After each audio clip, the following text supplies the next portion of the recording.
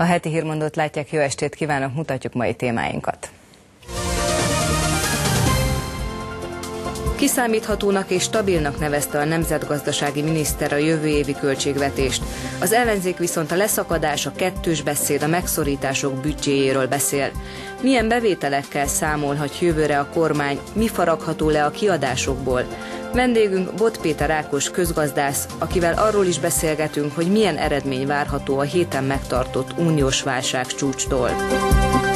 Surlódások. Székestől vitték ki a teremőrök az ülésről Borboly Csaba megyei elnök utasítására, Árul Zsolt megyei tanácsost. Az érintettek székelyföldi stúdiónkban folytatják a tettlegességig fajult vitát. Szerényebb tervek. Helyszíni riportunk szerint nincs elegendő pénz a szabadkai teátrum tervek szerinti felépítéséhez, ráadásul még az építőanyag egy részének is nyoma veszett. 4,2%-os inflációval, a GDP 1,5%-os növekedésével és 2,5%-os költségvetési hiánnyal számol jövőre a kormány. Az ellenzék vitatja azt, hogy ez tartható lenne. Stabil és kiszámítható. Ezt mondta a jövő évi költségvetésről a parlamentben a nemzetgazdasági miniszter. Önerőből 2012-ben leszünk képesek 3% alatti költségvetési hiányt tartani, és tartjuk a 2,5%-os deficitet. Az 5 fő cél jövőre a két lábon álló nyugdíjrendszer, valamint az egészségügy stabilizálása, 200 000 új startmunkahely létrehozása, az adózási kiskapuk bezárása és az egykulcsos 16%-os személyi jövedelemadó kialakításának befejezése. Igazi felkészülés a jövő év kihívásaira. A Fidesz szerint a 2012-es valóban országvédelmi költségvetés, hiszen akkora tartalékot tervez, amekkorát a magyar költségvetés még soha. Az MSZP szerint viszont cinizmus a jövő évi büdzsétervezetét országmentő költségvetésnek hívni. Ez a költségvetés, ez az elszegényedés, a leszakadás költségvetése. A Jobbik úgy látja, a jövő évi büdzsé nem lábra állítja, hanem kivérezteti az országot. Nyugodtan lehetett volna azt írni, azt a mondatot a költségvetés elejére, hogy nem vagyunk képesek az ország társadalmi-gazdasági problémáit megoldani, de legalább a saját hatalmunkat megőrizzük. Az LMP szerint a nyomor és a kiszolgáltatottság költségvetése lesz a jövő évi. Gyakorlatilag arra kényszeríti a magyar embereket, hogy kevesebb pénzért többet dolgozzanak, úgy, hogy közben a lehetőségeik is szűkülnek. Az állami számvevőszék elnöke szerint ugyanakkor jó irányba mutat a 2012-es költségvetés. Domokos László előremutatónak nevezte a korábbi éveknél jóval több, csaknem 300 milliárdos tartalék beépítését a büdzsébe. Vendégünk Bot Péter Ákos közgazdász, jó estét kívánok! Jó estét kívánok! Nagyjából 3 hete beszélgettünk arról, hogy vajon tartható lesz ez a költségvetés úgy, hogy 2012-ben ne kelljen újabb kiigazítást tartani. Ezt újra megkérdezem, hiszen most már maga a kormány is szkeptikus, hogy tartható a 1,5%-os növekedés, és elemzők szerint húzamosabban berendezkedhetünk a 300 forint eurós árfolyamra. Cséfalvai államtitkár úr mondta a héten, hogy egyelőre még nem kell hozzányúlni a költségvetéshez. Ez azt, igen, mosolyog, tehát ez a tapasztalt emberek számára azt jelenti, hogy nyilván hozzá akarnak nyúlni, vagy legalábbis a kormány fejében is megfordult az, hogy néhány dolog másképp alakul. Na most lehet azt mondani, hogy eredetileg se volt megalapozott a terv. Én azt gondolom, hogy történt egy-két dolog az elmúlt 2-3 hétben, részben a gazdaságban, részben a gazdaságpolitikában. Tehát a gazdaságban ez az ütemcsökkenés, ami egész Európát jellemzi, ez Magyarországot elkapta. Egyébként az ÁSZ-nak a kutatóintézete nagyon érdekes tanulmányban nézegette, mely pontokon vannak gyengeségek, és vannak bevétel oldali gyengeségek, és ezek az utóbbi hetekben kezdtek felerősödni ezek a gondok. És hát lássuk, hogy a gazdaságpolitikai döntéshozatal maga is generált ügyet, mert például szeptemberben még nem volt szó a végtörlesztésről, a deviza adósságoktól való megszabadulásnak egy nagyon sajátos magyar formájától. Most ez önmagában is visszavetheti például a fogyasztást. A fogyasztás pedig a gazdasági növekedésnek egyik komponense és az állami bevételek egyik legfőbb forrása. Ezekkel magyarázható, ezekkel a okokkal az például, hogy hiába van csökkenő pályán az államadósságuk, hiába tartjuk 3% alatt a hiányt, mégis a hitelminősítők most már egyre inkább arról beszélnek, és a kormány maga is azzal számol, hogy a bobli kategóriába sorolják Magyarországot, nem kell tűnhettek el a héten az állampapírok. Európában az összes ország közül a forint teljesít legrosszabbul az elmúlt 3 hónapban, a 8. legkevésbé, a befektetők szempontjából legkevésbé kívánatos ország most Magyarország. Ne fessük az ördögöt a falra. Egyébként a nemzetgazdasági miniszternek se kellett volna latolgatni fennhangon, hogy leminősítenek minket a bóvli szintre, ami egyébként azzal együtt lehet élni. Hát a magyar gazdaságban volt jó néhány év, még a 90-es évek elején, amikor a magyar besorolás ez volt, de remélem, hogy ez nem így lesz. És a reményem egyik alapja az, hogy néhány mutató azért valóban javul, vagy nem romlik. Hát mondjuk elég magas az infláció, beragadt, ez nem jó, elég magas a munkanélküliség, beragadni látszik, ez se jó, de például a deficit az valószínűleg az tartható lesz, mert muszáj tartani, tehát ha muszáj tartani, akkor tartani fogják, és a külső egyensúlyunk javuló, tehát a folyófizetési mérleg például, amit nagyon fizet. De úgy tűnik a befektetőknek ez nem elég? Na most ez az egyik része. A másik része, és itt a minősítésnek ez az egyik problémája, hogy ez egy középtávú minősítés, nevezetesen mit gondol, aki most magyar állampapírt venne, hogy 1, 2, 3, 4, 5 év múlva, amikor lejár az állampapír, megkapja a pénzét pontosan határidőre. Nos, pont a görög ügy, de hát sorolhatnék néhány más egyébként fejlett országot, vagy jómódú országot. Nos, ezek az esetek mutatják, hogy a leminősítés mögött van adat is, meg van a gazdaságpolitikának az értékelés. Ha nem értik a magyar gazdaságpolitikát, és azt hiszem, hogy nem értik. Én sem mindig értem. Pedig itt élek. Ha kintről nem értik az intézkedéseket, túl nagy a zaj, túl sok az ötlet, nagyon nehéz beárazni, hogy mi történik, nehéz kitalálni, hogy mi fog történni még az előttünk álló időszakban, akkor elképzelhető, hogy ez visszafele húzza a besorolásban a magyar értékelést. És miért nem értik? Azért, mert ez egy annyira unikális magyar út, hogy nem lehet érteni, vagy azért, mert sokkal inkább kapkodás van?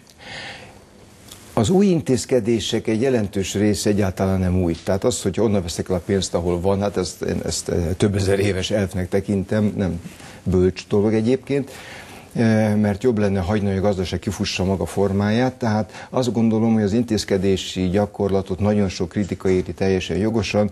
Itt valóban sok az improvizálás. Kapkodásnak is mondhatnám, de ez már ugye politikai minősítés. Inkább azt mondom, hogy improvizálás, új ötlet hátán az előző se futott ki, nem lehet pontosan tudni, hogy mi lesz a kimenete, nem várják meg, türelmetlenség is. Na most hozzáteszem, hogy egész Európában volt egy ilyen időszak, amikor nevezetesen elég furcsa megoldásokat hoztak szóba. Például azt mondja a francia elnök, hogy hazavisszük az autógyárakat Kelet-Európából. Szerencsére nem csinálták meg, de azért még ez is megfordult a fejekbe. A magyar gyakorlat nem lógott ki annyira. Most azonban azért, és erről talán lesz időnk beszélgetni, egy újfajta rend körvonalzódik az eurózónában, és ennek hatására a 27-es Európában. Abba azért nagyobb fegyelem kell, és nagyobb szolidaritás is, tehát sem kiszólni, sem kirúgni a hámból, most ez képzavar, de a nézők talán értik, mire gondolok, nem lesz annyira célszerű, mert korábban sok minden elment ebben a izgalomban. Ha már Európa, úgy tűnik, hogy Európa elmozdult a holtpontról a héten tartott uniós csúcs találkozó kapcsán, de kérdés, hogy meddig tart majd ki ez a lendület. A kétsebességű Európával kapcsolatos aggályokat az erősítette fel, hogy az eurozóna kénytelen kelletlen olyan intézkedéseket kell, hogy meghozzon, amelyek a 17 országot minden eddiginél szorosabban összekapcsolják gazdaságilag. A többiek bár nem lesznek részei ennek a megerősített együttműködésnek, idővel be kell lépniük, mert vállalták. Ezért akarják tudni, milyen döntések formálódnak az eurozónában. Az eurozóna tagállamainak együttműködése nem mondhat ellent a 27 tagállam akaratának. Az eurozónán kívüli tagországok táborát olyan tekintély is erősíti, mint a britek, akik annak ellenére ragaszkodtak az egyeztetéshez, hogy nekik nem lesz kötelező az eurozóna tagság. Az első felvonás után távozó brit miniszterelnök azonban nem tűnt túlságosan elégedettnek. Haladás történt a bankok feltőkésítésében, nem söpörték félre, egyetértettünk, de az egész csak akkor fog működni, ha a csomag többi részével is előrelépnek, és ebben már ma haladást kell elérni. Az egyesség meg is született, vagyis minden jó, ha a vége jó, de a tanácskozás vége valójában csak a kezdet. és lehet, hogy ez is váratlan sikernek számít. Jobb lett, mint sokan képzelték volna. Ez a váratlan siker magyarázza a piacok pozitív reakcióját, mert annak ellenére, hogy csak általánosságokat tudni, és a részletek egyelőre ismeretlenek, a tőzsdék megindultak fölfelé, az euró erősödni kezdett. A lengyel miniszterelnöktől is azt a mondást idézte a sajtó, hogy az ördög a részletekben lakik, de a részletek között maga a pokol van. Nézzük miért. A görögöknek azért, mert az Unió, a valuta alap és az Európai Központi Bank trojkája gyakorlatilag átveszi az ország pénzügyi irányítását. A többi eurózóna tagállamnak meg például azért, mert nem tudnak majd költségvetést készíteni csak akkor, ha előtte növekedési számaikat Brüsszel jóváhagyta, és pokoli összegeket kell előteremteniük az eurózóna országoknak, hogy megtartsák a piacok bizalmát. 100 milliárd eurót a görögöknek, 30 milliárdot a bankoknak, akik cserébe leírják a görög államadósság 50%-át, és megemelik alaptőkéjüket. De kell még pénz, méghozzá több mint 500 milliárd euró az Európai Stabilitási Alapra, amely ha kell, garanciát vállal majd az eurózóna országok által kibocsátott államkötvényekre.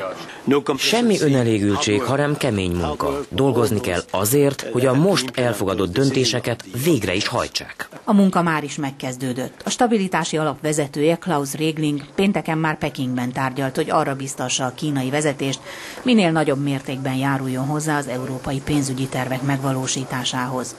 Európa lehetséges hitelezői, befektetői között tartják számon még Brazíliát. Guido Mantega, az ország pénzügyminisztere, csak azért aggódik, hogy elég gyorsan végre tudja hajtani a döntéseket az uniós gépezet. Mert ha nem, és ha közben megváltozik a világgazdasági környezet, akkor a csütörtök hajnalban elért egyesség végzetesen kevésnek bizonyulhat. Az lesz végzetesen kevés? Meddig tart ez ki? Európa hozta a formáját, tehát van egy konfliktus, amiben nagyon sok szereplő van. Ez a 27 ország nagyon-nagyon különböző. Ezt érdemes azért tudatosítani, az tengeren túl nem értik, hogy ez nem Egyesült Államok, hanem 27 nemzetállam. Végül megállapodtak, ezért a piacok nagyon megörültek, majd utána 2 nap gondolkozás után én már olvastam elég kesernyés kommentárokat. A tengeren túl azért az amerikaiak sosem hittek az európrojektben. Én hiszek egyébként a euróválságról, nem beszéltünk a görög válságról, igen. Most Görögország megkapta azt, amit ebben a helyzetben lehetett, hogy egy olyan átütemezés, adósságcsökkentés, csőd egyébként ne kerülgessük, de az, amely keretében megkönnyebbül elég jelentősen a pénzügyi terheiben, de nagyon sokat kell ezért tenni. Tehát nem volt könnyű ez a megoldás, és nem fogja másokat arra csábítani, ösztökélni, hogy ők is, hát majd lesz valami alapon elengedjék a pénzügyeket. Most ebből egyébként mi következik mi ránk, hogy ez a legérdekesebb. Az, hogy feszesebb szabályok lesznek, ezeket be kell tartani, és azért látszik, hogy de jó lett volna, ha bent vagyunk az eurózónában, és az lenne most a legfőbb gondunk, hogy kell-e valamit hozzájárulnunk a görögök csődjéhez, mint most arra azon gondolkozzunk, hogy de ha mégis baj lesz az eurózónán kívül, akkor igazából mi hova tudunk fordulni segítségért. Matolcsy György azt mondta, hogy a gyengeség jele lenne, hogyha újabb IMF hitelért fordulnánk. Kell, illetve lesz, elkerülhetetlen lesz egy újabb IMF hitel, vagy... Szóval fütyörészetünk az erdőbe, hogy nem félünk, de hát ebben az erdőben mindenfajta fenevadak járnak. Úgyhogy én azt gondolom, hogy egyáltalán nem lehet kizárni, reméljük, hogy nem kerül erre sor, de az a tény, hogy azt mondja valaki, hogy nem lesz, ez azért arra inti az elemzőket, hogy ezt végig gondolják keményen, és azt gondolom, hogy ez benne van a kártyákban. Nevezetesen, hogyha nem sikerül a magyar gazdaságnak a lendületet vennie, mert sajnos az elmúlt időszakban ezek a növekedési adatok nagyon gyengék, akkor ezt fel fogják fedezni az elemzők is, és szükségünk lehet még erre a támogatásra. Köszönöm sajnos. szépen, hogy itt volt. Köszönöm szépen. Megalakulása óta surlódásokkal teli a Hargita megyei tanács 2 nagyobb frakciójának együttműködése. Az RMDSZ és a Magyar Polgári Párt tanácsosai a fontos kérdésekben sem tudnak közös nevezőre jutni. A legutóbbi tanácsülésen botrányos helyzet alakult ki. A tanácselnök utasítására a biztonsági őrök Székestől távolították el a polgári frakció egyik képviselőjét. 80 000 lejjel, mintegy 18.600 euróval támogatja Hargita megye tanácsa a Balánbányai óvodát, hogy törlesszék a gázszolgáltató számláit és újraindítsák az épület fűtését. Ezért is hívták össze pénteken az önkormányzat rendkívüli tanácskozását. Az MPP-s frakció is jelezte a határozattervezet támogatását, ám Árus Zsolt tanácsos ezt a kápolnási iskola segítésének feltételéhez szerette volna kötni. Mivel erre nem mutatkozott hajlandóság, Árus azt mondta, idézem, legyen már vége egyszer a hazudozásnak. Arra a kérdésre, hogy kit tart hazugnak, Árus Zsolt az RMDSZ-t és Borboly Csabát nevezte meg. A szóváltást követően a tanácselnök a testület belső rendszabályára hivatkozva Árus Zsoltot kiküldte a teremből. Az MPP-s tanácsos nem akar távozni, a felszólítás után is szavazott, ezért Borboly a biztonsági szolgálat segítségét kérte. Árus Zsolt tanácsost Székestől vitték ki a teremből. Az eljárás ellen tiltakozva az MPP frakció többi tagja is kivonult az ülésről. Vendégeim a székelyföldi stúdióban Borboly Csaba, Hargita megye tanácsának elnöke, és Árus Zsolt, a Magyar Polgári Párt megyei képviselője. Miért választotta ezt a botrányt okozó megoldást? Én azt gondolom, hogy a jogállamiságot nem szabad összetéveszteni az anarchiával. Azt gondolom, hogy jogsértő tevékenységeket, sorozatos jogsértő tevékenységet elkövető személy ellen a jognak fel kell lépnie. A megyei tanács egy jogalkalmazó és jogérvényesítő testület, és hát azt gondolom én, hogy nagyon világosan szól a 383-as törvény, amelynek az 57-es számú paragrafusában világosan le van írva, hogy hát aki jogsértő tevékenységet folytat, azt a gyűlésről el kell távolítani, és figyelembe véve a tanácsos úrnak azt a szokását, hogy idézetett bombákat helyezze a tanácsülések folyamán, kénytelen voltam ez az eszközhöz fordulni, hisz később a teljes tanácsi döntésünk megtámadható lett volna, és a Balánbányán holnaptól nem lenne fűtés. Hogyan kommentálja az esetet? Az elsősorban a felvezetésben komoly hibák voltak, ugyanis a történet úgy történt, hogy az előző ülésen mi azt kértük, hogy a megyei önkormányzat támogassa Kápolnásfalut egy árvízkárral kapcsolatos számla kifizetésében. Akkor az elnök azt mondta, hogy sajnos ezt a törvény nem engedi meg. Ehhez képest most azért hívtak össze minket, hogy támogassuk Balánbányát egy lényegében hasonló esetben. Tehát gyakorlatilag a törvény ezt megengedi, ez derül ki ebből. És én ezért kértem azt, mert ez nem az első eset, hogy az elnök úr valótlanságot állít az ülésteremben. Tehát amikor azt mondtam, hogy legyen vége a hazudozásnak, valóban erős kifejezést használtam, de ez nem véletlen, mert fölháborító volt az, hogy azt engedi meg magának, hogy egyik esetben azt mondja, hogy nem lehet, másik esetben azt mondja, hogy lehet. Ön többször jelezte, hogy nem tud.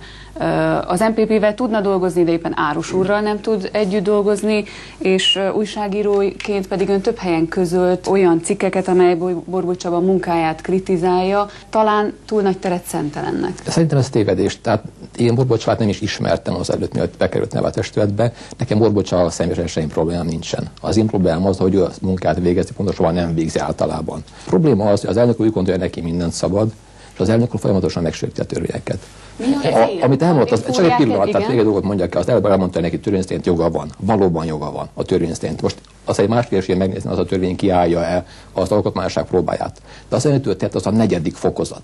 Tehát ezt van 3 fokozat előtt kellett volna neki alkalmazni ahhoz, hogy valóban betartsa a törvényt. Amennyiben zavartalan volna az ülést, tehát hangoskodok, felállok, bármilyen volna az arról, akkor esetleg joga lett volna. De itt mindössze szerint történt, hogy én a szemében mondtam azt, ami az igazság, és ebben már nem sértő, hogy ő valótlanságot állít, és nem először teszi ezt. Itt a tanácsos úr azt mondja az előbb, hogy velem semmi baja, és soha semmi gondja nem volt velem szemben. Engedjen meg, hogy megkérdezzem, hogy tanácsos úr, Gyergyószent Miklós megyei jogú város megyei farsangi bálján utoljára milyen jelmezt használt, és kinek a szemébe volt beöltözve? Ennek semmi köze a személyes problémákat, elmondom még egyszer. Borboly Csabának álcázta magát, de ez egy teljesen mellékes és személyes ügy. Azt hiszem, hogy itt sokkal súlyosabb gondokról van szó. Tehát a testületben 19 RMDSZ-es, 9 MPP-s és 2 szocdemes képviselő van. Egy szavazat hiány, tehát megvan az RMDSZ-nek a 2/3 fölénye, és tudjuk, hogy a 2 román képviselő többnyire az RMDSZ mellett voksol. Most elképzelhető, hogy a konfliktus forrása éppen az a fölény, amellyel az RMDSZ frakció akár vissza is él? Én annak örvendek, és tényleg itt számokkal tudjuk bizonyítani, hogy legalább annyiszor szavazták meg a polgári párt tanácsosai a 2/3 javaslatainkat, mint ahányszor nem szavazták meg a szociáldemokraták. Az, hogy a Székely Tanács javaslatára a székely zászlót hivatalossá tettük a használatát Hargita megyében, és a polgári párt részéről egyetlen nem szavazat volt a szociáldemokraták együtt, és sőt, mi több, a tanácsos úr a prefektúrához fordult, a román kormányhoz, hogy a székely zászlót ne tudjuk használni, akkor azt hiszem, hogy az jól jelzi, hogy is állunk a kétharmados döntések tekintetében. A polgári frakció teljes létszámban jelen volt az ülésem, az rendelet frakciónak fele volt ott. Ez is azt bizonyítja, hogy mi soha nem politizálunk a megyei önkormányzatban. És amit az elnök úr mond az zászlóról, az tulajdonképpen ismét egy csúsztatás. Én az ellen emeltem szót, hogy a megye ki akarja sajátítani Székelyföld zászlaját. Tehát az a zászló Székelyföld, de nem Hargita megyéi. És ne próbálja senki a magáénak nevezni azt, ami tulajdonképpen mindannyiunké. A tanácsos úr megtámadta az éves költségvetésünket is, 12 perünk van, ami zajlik vele, és általában mindeket megnyerjük. Ami gond az, hogy elvesztette alapfokon, és most október 20-án fellebezett, tehát az összes beruházás, óvoda, iskola, minden EU-s projekt, mindenünk, akár még a polgári pártos településeknek a költségvetés kiigazítása is mind-mind, hát 3 bírónak a döntésére van bízom. Mindenkivel tudunk dolgozni, tanácsos úrnak is azt kérnénk, hogy segítsen, és hogyha lát valamit, akkor javasoljon, de ne végezzen kártékony munkát a magyarság, a székelység rovására. Engedjék meg, hogy összegezzem. Tehát Árus úr az eljárás miatt büntetőjogi feljelentést készült tenni. Borbóly úr különbizottságot hoz létre, hogy kivizsgálják Árus Zsolt úgymond kártékony viselkedését. Megoldhatja ez a problémát, vagy ezek után hogyan tudnak majd együtt dolgozni? Én úgy gondolom, hogy egyrészt ameddig mind a ketten választott képviselők vagyunk, kénytelenek vagyunk együtt dolgozni, és független attól, hogy mi történt az elmúlt pénteken, én az üléseken részt fogok venni, és mindent kérdezem, hogy fogok szavazni, ahhoz a kérdéshez én személyesen viszonyulok. Ellenben, hogy hány törvényteljességet követette az elnök úr, ezek miatt kénytelen vagyok pert indítani, mert az nem lehet, hogy a jogállamot megcsúfolja, pontosan nem egy elnök. Azt gondolom én, hogy talán a verbális agresszió örökké több nyomot hagy, mint a fizikai agresszió, és erre nincs szükség. Uraim, meglátjuk, hogy mit hoz a jövő. Köszönöm szépen, hogy elfogadták a meghívásunkat a vitára. A szabadkai képviselőtestület úgy döntött, azonnal le kell állítani a Népszínház felújítását, mivel az eredeti tervek megvalósítására nincs elég pénz. Így most át kell tervezni az épületet, és le kell bontani a már felépített falak egy részét is. Ez a színház már sohasem fog megépülni Szabadkán. Jól lehet, 30 évig vártak rá a helybeliek. Azért nem lesz ilyen színház, mert nincs meg és nem is lesz meg a 22 millió euró, amennyi a beruházás összértéke. A szabadkai képviselőtestület legutóbbi ülésén úgy döntöttek, módosítani kell a terveket. Ez pedig azt jelenti, hogy egy emeletnyit visszabontanak a falakból, a 3 színpad helyett pedig csak 2 játéktér épül, és a színház felszerelése is szerényebb lesz. Mintegy 15 millió euróra csökkentettük a költségvetést úgy, hogy a minőség rovására ne drasztikusan hasson ki, tehát nem a 19. századi felszerelést akarjuk, hanem a 21. századit, de nem a csúcs technológiával. A Szabadkai Népszínház 150 éves épületét 2007-ben kezdték el bontani. Az épület 30%-a védelem alatt áll, azt csak felújítják. A korintoszi oszlopok és a régi díszbejárat marad. A többit porig rombolták. Az újjáépítés pénzelését a szerbiai és a vajdasági kormányok vállalták 45-45%-ban. Szabadkaváros pedig a maradék 10%-ot fedezi. A pénz azonban a kezdetektől rendszertelenül érkezett. 2009-ben a kivitelező cég vezetője nem tudta kifizetni az alvállalkozóit, és öngyilkos lett. Közben a politikai szintéren is változások történtek. A Népszínház építése mögül szinte mindenki kihátrált. A szabadkai színházépítés a politikai játszmák áldozata lett. Igazából én abban látom személy szerint a gondot, hogy nem a szakma volt elsősorban az, amely megmondta itt, hogy választott, vagy irányokat adott volna, útmutatót adott volna arra vonatkozóan, hogy milyen irányban mozogjon egy ilyen beruházás, vagy a színháznak a felújítása, átépítése, hanem a politikum próbálta ezt eldönteni, és ez elég rosszul sikerült. Kassa József kezdeményezte, majd konokul kiállt a hatalmas színház építése mellett, de hamarosan magára maradt. Miután 2007-ben Kassa átadta a VMS vezetését Pásztor Istvánnak, az egykori elnök és a VMS között kezdtek elhidegülni a kapcsolatok. Tavaly februárban pedig Kassa Józsefet ki is rúgták az általa alapított pártból. Hogy miért lett magyar ügy a színházépítés egy olyan városban, ahol a lakosság 1/3 magyar, ugyanennyi a szerb és ugyanennyi a horvát is?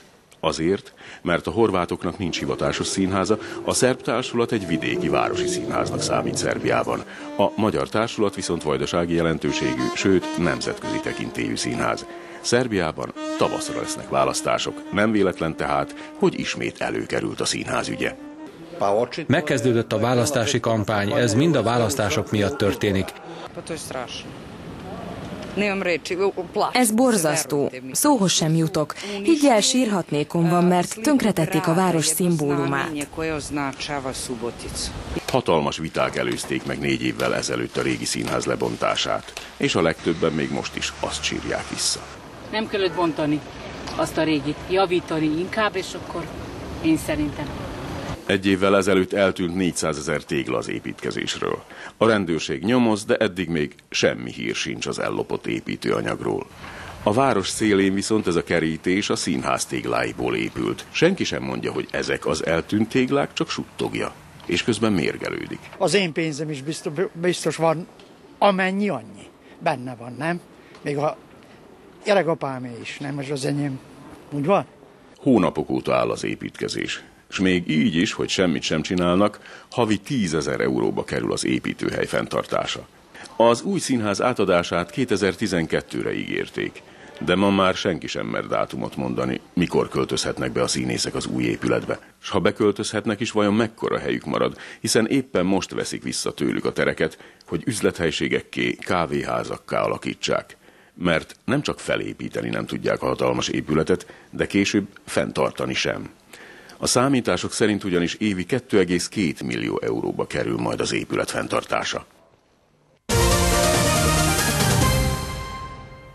Ma este is lesz klubszoba Bethlen Jánossal. Szia Jani, kik és milyen témákban lesznek a vendégeid? Igen, 9:30-kor van klubszoba, Vitézi Zsófia, Gerő András, Ablonci Bálint, a 3 meghívott, van 5 témánk, azt hiszem bele fog férni mind az 5, de nem biztos. Azért elmondom, alakult 2 baloldali párt, ugye a 4. köztársaság, meg a Gyurcsány-Ferenc féle demokratikus koalíció, aztán kilátásba helyezték az ingatlanodót, pontosabban a helyi kommunális adónak a kulcsa megemelkedhet, ha úgy döntenek az önkormányzatok, aztán köznevelési törvény már a kormányon átment, aztán itt van a nagy euró válság, Görögország megsegítése, stb.